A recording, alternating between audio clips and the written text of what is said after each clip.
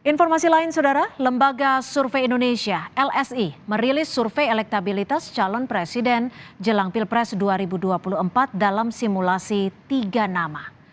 Survei ini digelar dari 9 Agustus hingga 9 Agustus 2023 kepada responden seluruh warga negara Indonesia yang mempunyai hak pilih dalam pemilihan umum.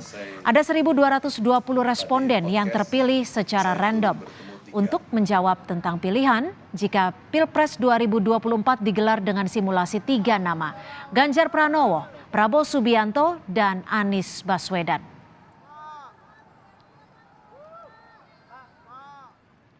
Hasilnya, elektabilitas Ganjar Pranowo mencapai 37%, sementara elektabilitas Prabowo Subianto memperoleh 35,3%.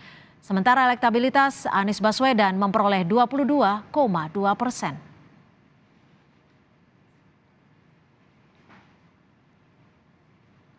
Saudara, Presiden Jokowi